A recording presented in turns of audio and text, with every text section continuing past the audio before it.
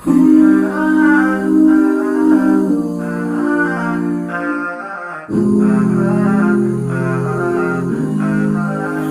علیکم ورحمۃ اللہ وبرکاتہ۔ میں آپ کو خوش آمدید کرتا ہوں اپنے یوٹیوب چینل بیسک قرآن 2.0 پر۔ تو آج کا ہمارا درس ہے وہ ہے تختی نمبر 20، تشدید بعد حروف مدہ۔ حرف مدہ میں نے آپ کو پہلے ہی بولا کہ حرف مدہ 3 ہیں، الف مدہ، یا مدہ اور واو مدہ۔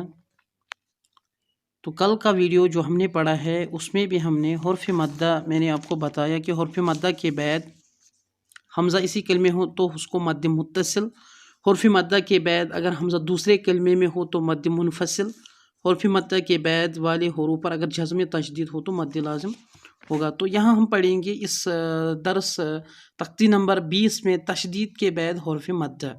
اگر حرف مدہ کے بعد تشدید آئے تو اس کو مد لازم کہتے ہیں۔ تو ہم یہ آج پڑھیں گے۔ بسم اللہ الرحمن الرحیم۔ غیر المغضوب علیہم ولا الضالین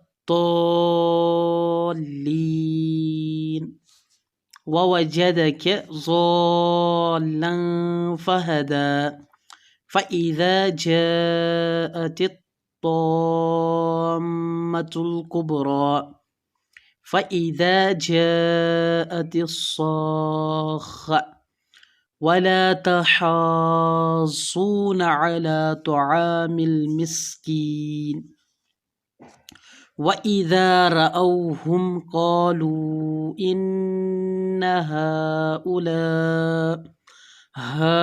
هؤلاء لضالون۔ تشدید کے بعد حرف مدہ آئے تو اس کو مد لازم کہتے ہیں۔ تو یہاں پر حرف مدہ کے بعد تشدید آئی تو اس کو ہم مد لازم کہتے ہیں۔ یہاں پر بھی مدہ کے بعد تشدید آئی تو اس کو مد لازم۔ پھر اس کے بعد فإذا جاء، تو مدہ کے بعد یہاں پر حمزہ اسی کلمے میں آئے تو یہاں پر مد متصل۔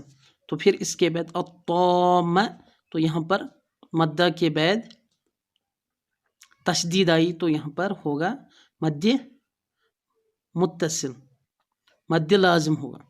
فإذا جاءت الصاخة، تو یہاں پر سب سے پہلے ہے جاء، مد کے بعد حمزہ آیا تو مد متصل، پھر اس کے بعد صاخہ، مد کے بعد تشدید آئی تو یہاں پر مد لازم۔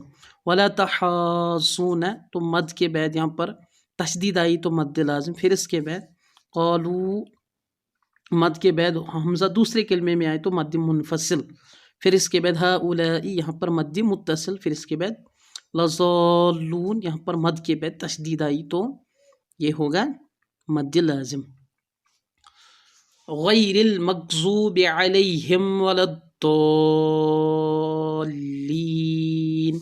ووجدک ضالا فہدا فإذا جاءت الطامة الكبرى فإذا جاءت الصاخة ولا تحاضون على طعام المسكين وإذا رأوهم قالوا إن